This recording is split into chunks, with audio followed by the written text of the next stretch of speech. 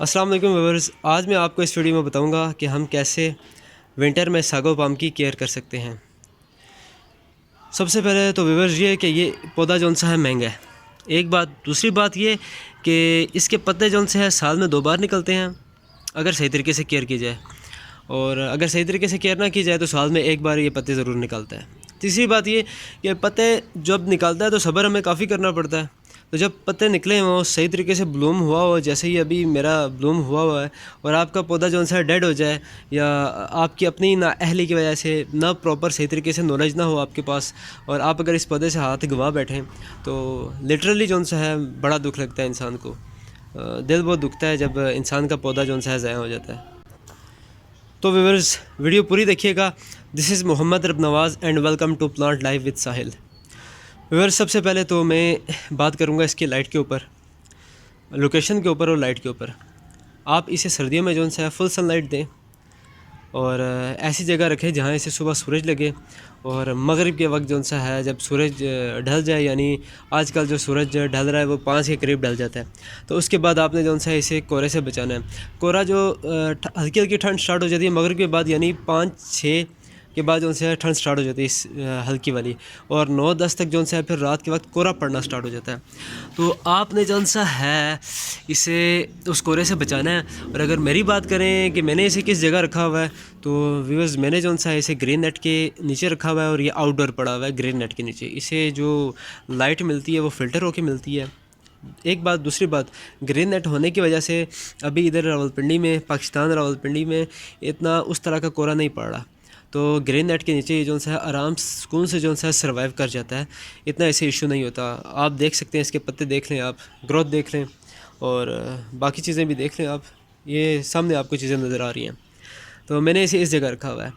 और दूसरी बात ये कि व्यूअर्स के पास ऐसी जगह नहीं है, तो फिर आप सुबह रख दिया करें इसे धूप में, और जब धूप डल जाए तो आप इसे जो है कोहरे से बचाने के लिए इसके ऊपर कोई चीज़ दे दिया करें, या पॉलीथीन शॉपर डाल दिया करें, या फिर उठा के किसी शेड वाली जहाँ पे शेड हो उस शेड के नीचे रख दिया करें, ताकि ये कोहरे से बच जाए।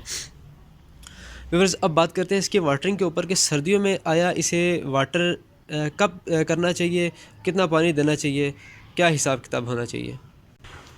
तो व्यूअर्स, सर्दियों में मैं जो सा हूँ वाटरिंग के मामले में बड़ा केयरलेस होता हूँ। वह इस वजह से कि सर्दियों में धूप की इतनी शिद्दत नहीं होती, और सूरज में इतनी तपश नहीं होती कि वो मिट्टी जो सी है सही तरीके से ड्राई कर सके, एक बात। दूसरी बात यह है कि सर्दी में अगर आप इसे 4 से 5 दिन के बाद भी पानी दें तो इसकी सेहत पे कोई असर नहीं पड़ता। मैं आपको ठीक कह रहा हूँ, आप बेशक आजमा के देख लें। और इसे रेगुलर पानी नहीं देना आपने सर्दियों में, वो इस वजह से। गर्मियों में आप इसे रेगुलर पानी दें अगर आपने फुल जोन सा इसे सनलाइट में रखा हुआ है, लेकिन सर्दियों में आपने ये गलती नहीं करनी। इसके नीचे इधर गोदा होता है, इधर नीचे, ये इधर नीचे इसका गोदा होता है, ये नीचे मिट्टी में जो सा इसका गोदा होता है वो गल सड़ जाता है अगर आप इसे ज़्यादा वाटरिंग करें।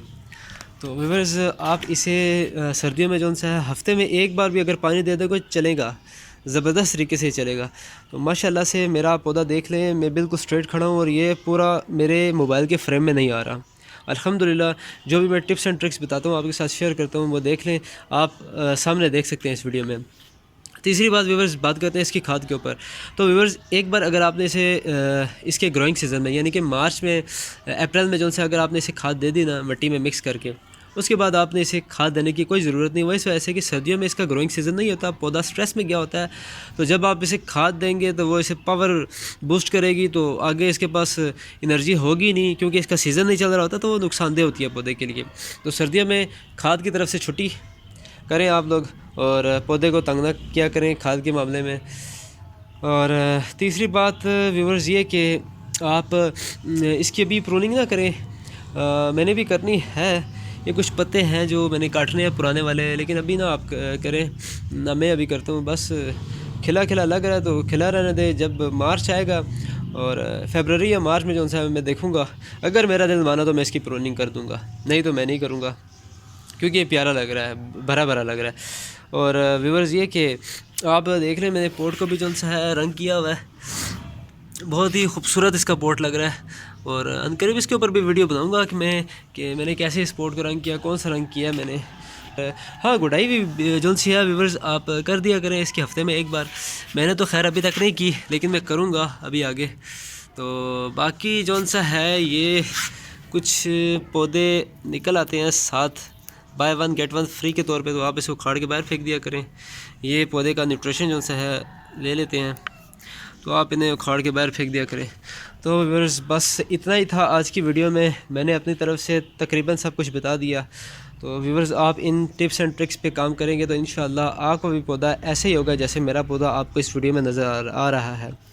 तो व्यूअर्स अगर आपको ये वीडियो लाइक आए तो ज़रूर सपोर्ट करने के लिए इस वीडियो को लाइक कीजिएगा, कमेंट कीजिएगा, और इंशाल्लाह मिलते हैं नेक्स्ट वीडियो में। तब तक के लिए अल्लाह हाफिज़।